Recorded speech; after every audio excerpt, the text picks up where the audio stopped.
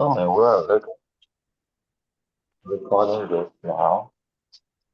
Uh,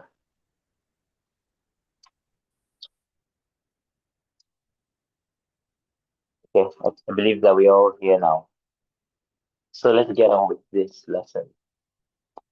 We've been observing concepts of uh, billionaire, trillionaire, multi-billionaire, right? But it takes 1,000 billions to make a trillion in mathematics, but in imagination, no. The only way you make a trillion is by assuming that you have trillions. So let's stick to the concept of a trillionaire as we modified the class to be.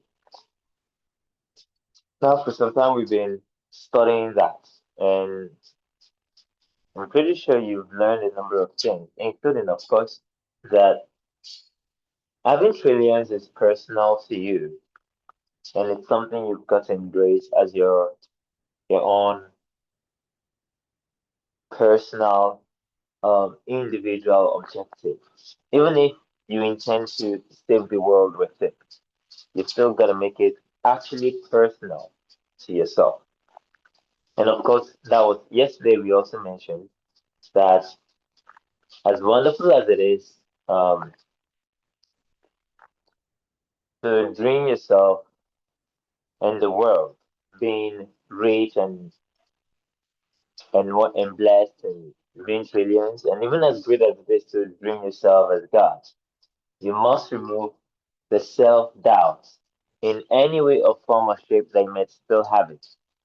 The self doubt that would keep you in the same old state or that would keep you rejecting the acceptance of the new state. In scriptures, it said they did not enter the rest of the Lord because of unbelief, but there still remains a day. And do you know when that day is? There still remains a day when they could enter the rest, and that day is today. In the light of all this, we want to look at a new concept today, another concept that you'll find in virtually every trillionaire, every multi-billionaire. And somehow, some way, it's actually present in other people, but not in the dimension or not with the magnitude by which billionaires and trillionaires feel it. And I could say this is one of the most illuminating concepts for my own life personally. I had to embrace it at the point in time. And at first, it wasn't so comfortable. But I wanted the result more than I wanted the comfort it could seemingly offer me.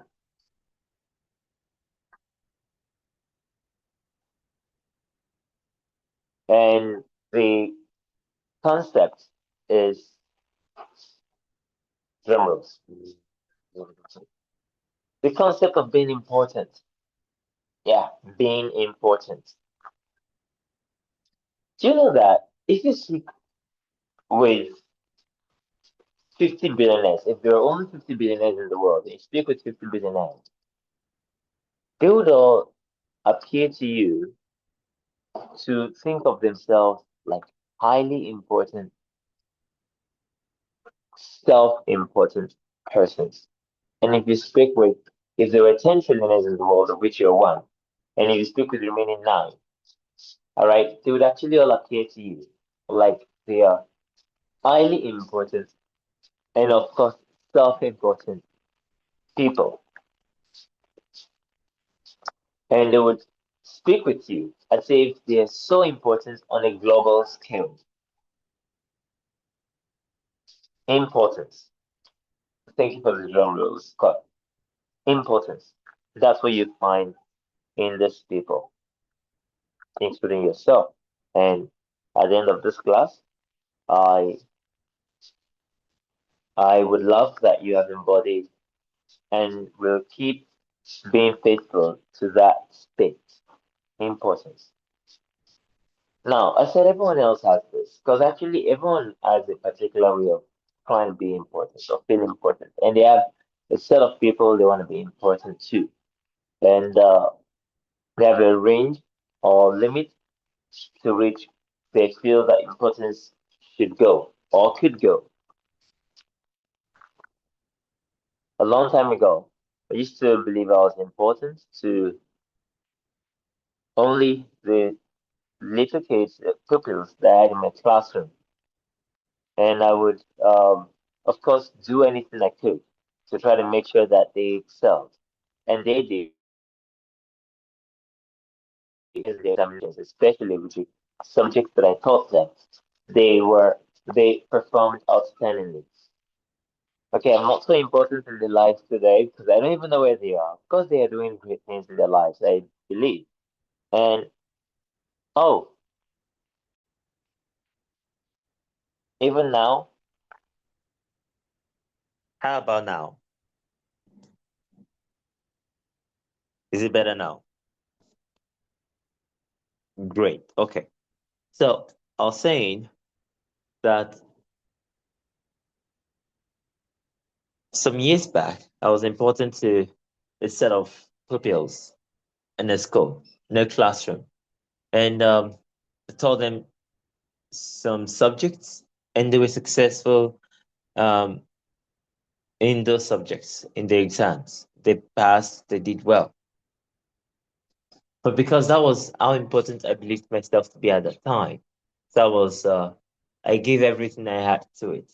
And of course, I was rewarded with the success I witnessed them having in their internal and external examinations. They did well. But that was the level of importance I believed I had. So when it comes to, for example, taking the world into the next best thing the world would ever see, I really didn't care much. Not that I didn't want to be, but that was a subject to me of some time in the future, of someday. Okay. But most especially, not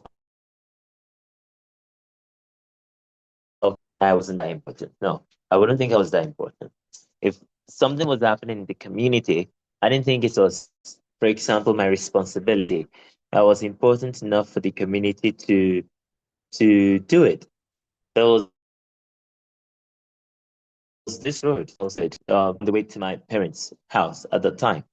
And my dad used to say there's one honorable living in the area, and I always wondered, because in fact that was what he also always wondered. I always wondered, how would an honorable be living in this area, and the road would be untarred like this, and it would be so damaged. There was nothing that was done with about it. I mean, he's an honorable. He could be able to just do something. But perhaps to him, that entire area wasn't that important. Maybe he actually has houses in other places. Okay. Or perhaps to him, that was the least concern. The people who lived in that area because he had other affairs that were important to him. All right.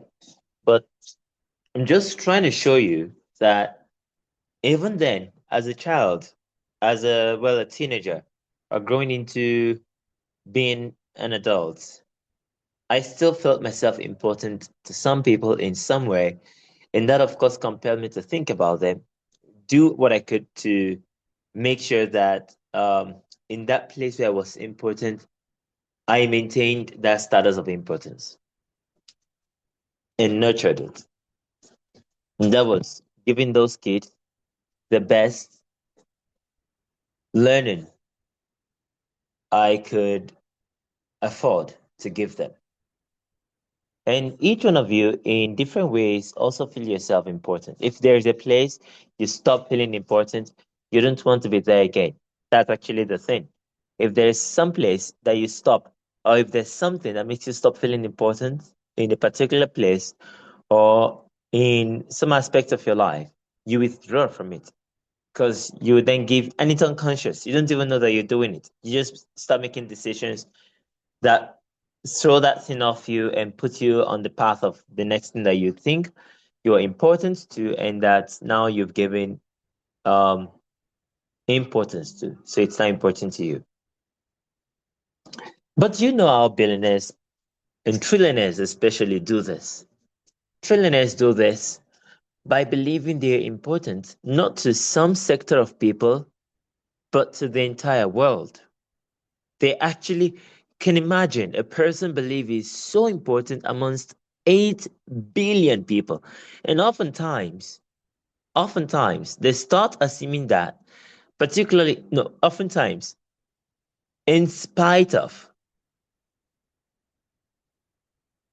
being rejected as important in their local community or in their local area, in spite of that, not always, but sometimes, okay, sometimes they even actually mean not being important. Maybe some people treat them like that's not important or what they're doing is not important. Of course, remember, if they stop feeling important somewhere, they withdraw from it. And maybe that's actually what triggers some of the billionaires in the world. Of course, mixing that together with their grit, okay, their tendency to simply have courage, we've discussed it. They end up just going, okay, I'm not important to you guys. All right, you know what? I'm going to be important to everyone in the world, including you guys, without having to ask the permission of you guys anymore.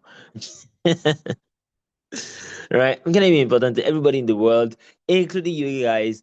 And I'm not going to have to ask your permission for that anymore. Right? I'll be so important. You can't ignore me.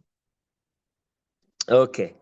But maybe that's what motivated them to like go, yeah, I'll be this damn important. Or maybe it's actually just because they feel they're important to the world, they shun off accepting. This is also a very much standard possibility because this particular one was what happened to me.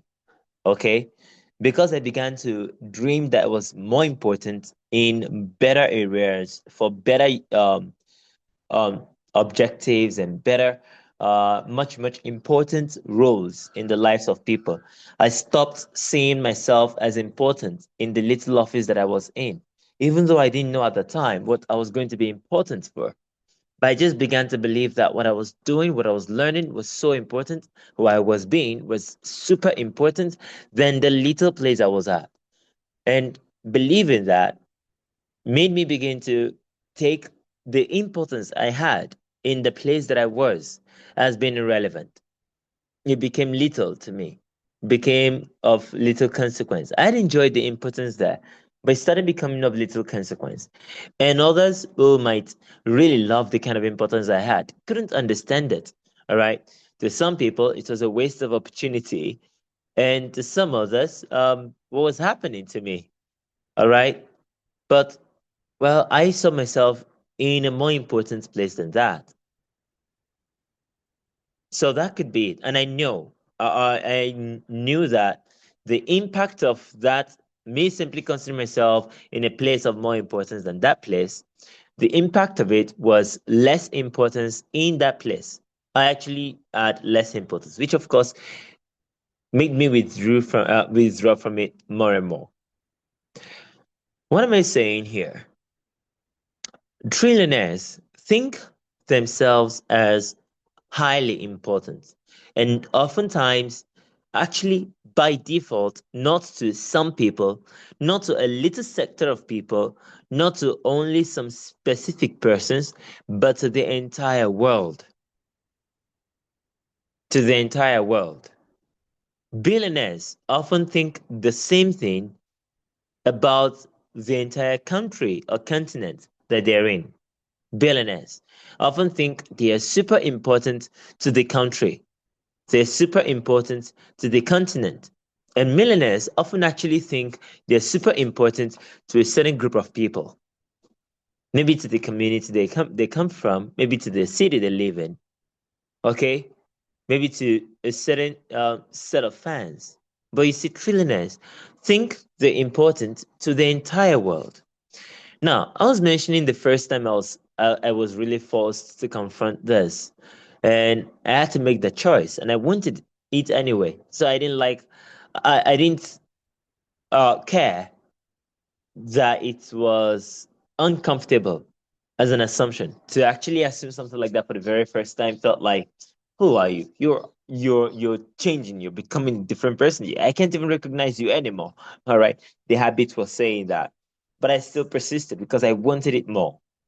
And what happened that day was I was studying a lecture of Neville, where Neville was talking about how the presidents of the most powerful nations in the world just dreamt themselves to be so important than others.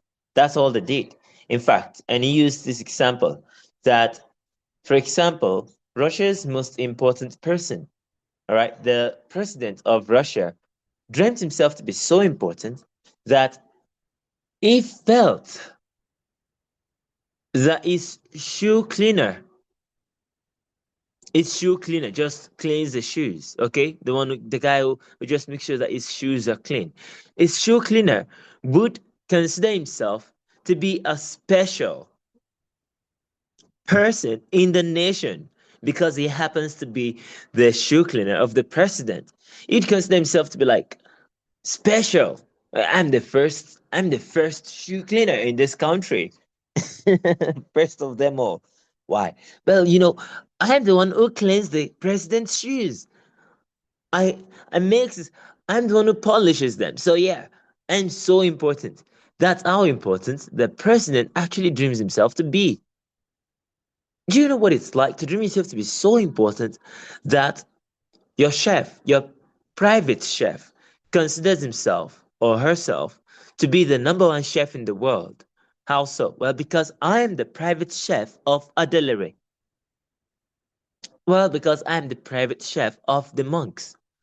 Because I'm the private chef of the Siemens.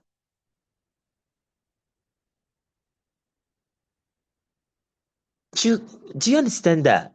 That was how Neville described it.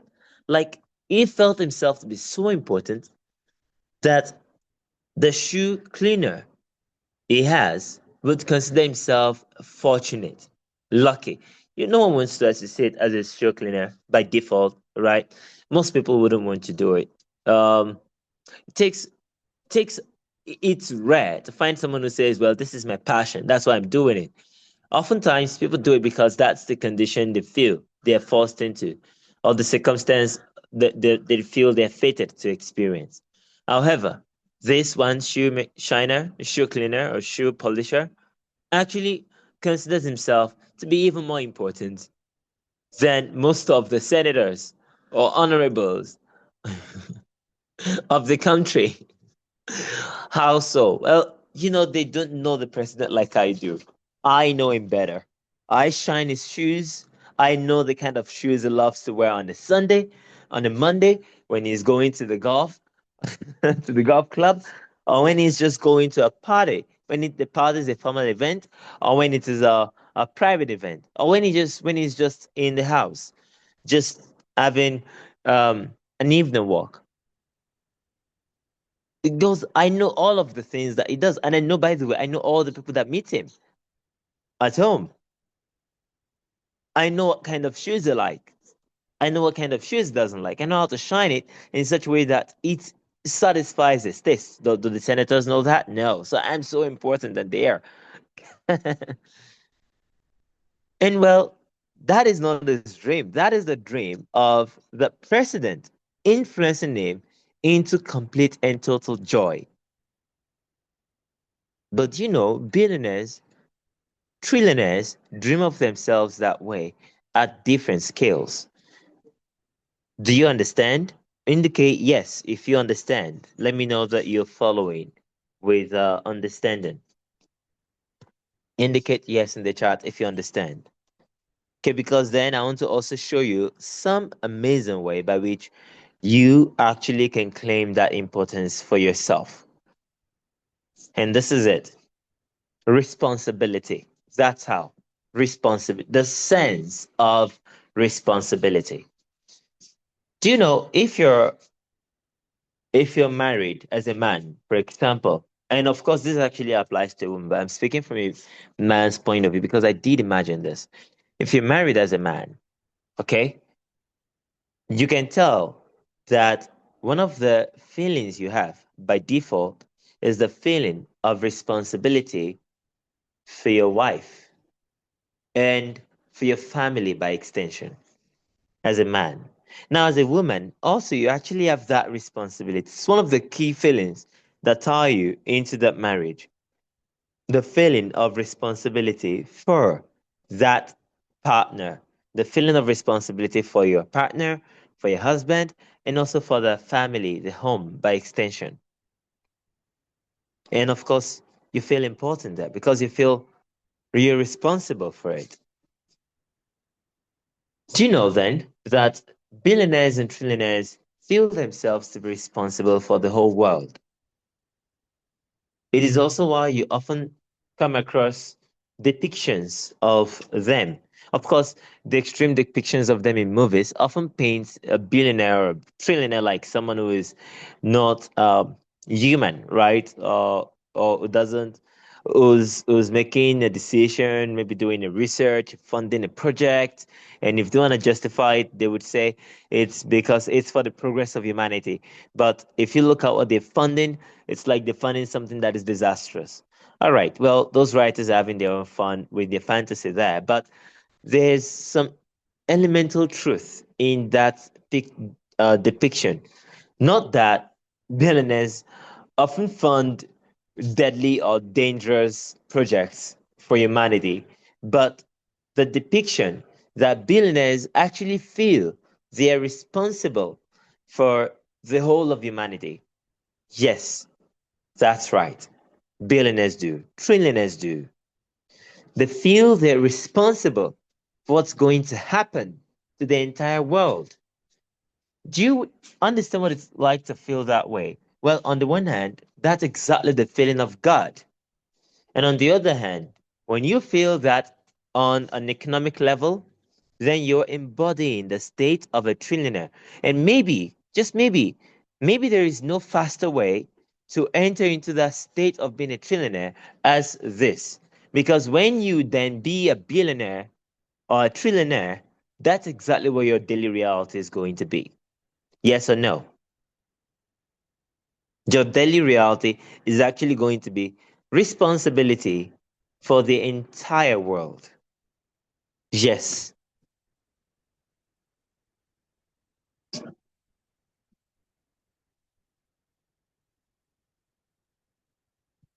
Oh, good. What would be a good definition of responsibility for me? That's a question from Scott.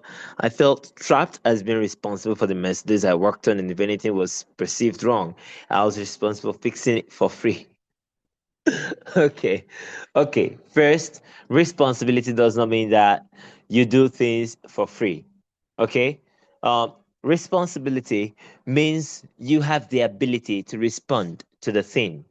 That's responsibility, actually. Another way I love someone's definition of responsibility here is you sponsor the thing, like spons. All right. You sponsor the thing. You are the sponsor of the thing. So consider responsibility to be, for example, either that you have the ability to respond to the situation, to the entire world. You have the ability to respond with technological advancements, with economic insights, with financial moves that would actually influence and change the landscape of the entire world. It doesn't mean that you're fixing things. In fact, things could be going on progressively, but see your responsibility because they're going on progressively because of you, because you are making certain decisions on a daily basis, or because you're keeping certain things running in place. Responsibility or sponsor in the sense that you are the one sponsoring the next advancements in life. And sponsoring here means you are the one um what's I'm looking for this word chairing it, but I'm looking for a word close to that. Chairing it. That is CHAIR, chairing, but more like leading. There's a particular word I'm looking for here. Okay, so leading it, championing. Yes, that's the word. Championing it. You're the one championing it. That's responsibility. It doesn't mean guilt, by the way. It doesn't mean blame. It doesn't mean fault. That's number one. It does mean that you champion the thing. All right. You don't wait for anybody's permission, basically. You don't wait for anybody's approval. You don't wait for anybody's good to go.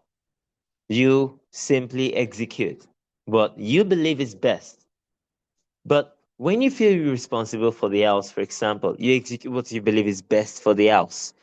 For example, you go get a job, You try to make sure that you spend in such a manner that the family would be okay. You're responsible for the house.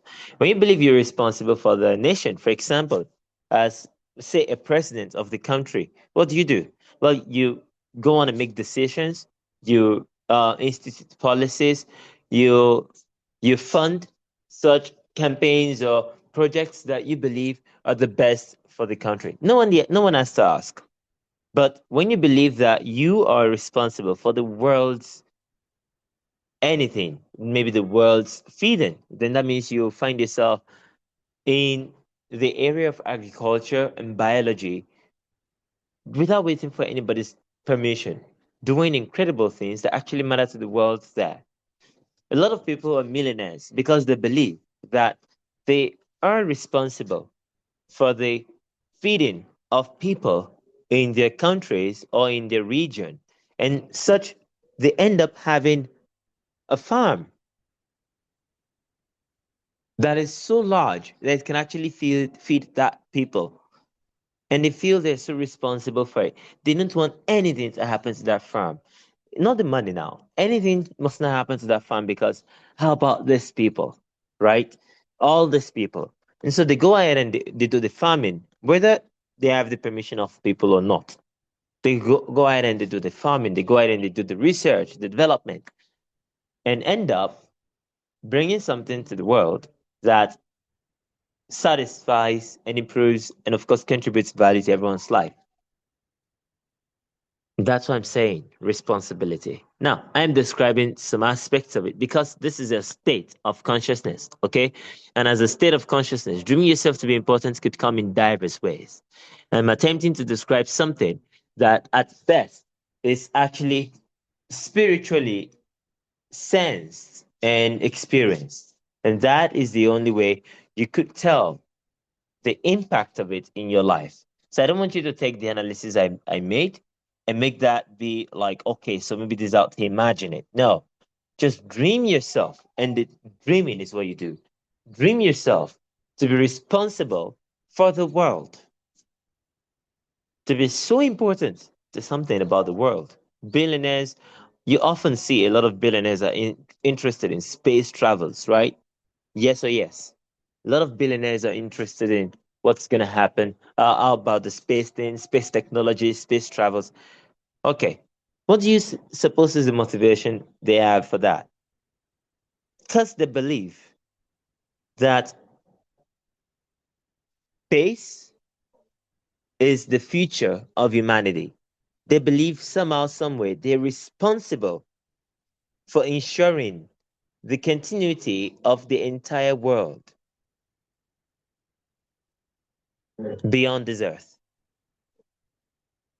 How many billionaires have particularly sold products of, space travel to consumers around the world? To say 1 million people, not so many, yet they actually are passionate about that. Now, I'm not saying you've got to dream yourself to be responsible for a project that you're not making so much money from. No. And of course, you do know that a lot of billionaires actually have a high valuation into billions because of their interests and commitment and technology invented or promoted, marketed in the space sector. Now, so, but I'm not saying that you've got to dream yourself to like be doing that without having a big customer base for it. No, but I'm sharing here is the fundamental assumption or attitude they've got, which is they're so important to the world that the responsibility of the world's future, the future of humanity, the destiny of mankind rests on their shoulders, including yours. Make it so from today. It's that thing that drives them so much to wondering, all right, what about space for the whole of humanity? How about we do something we could make space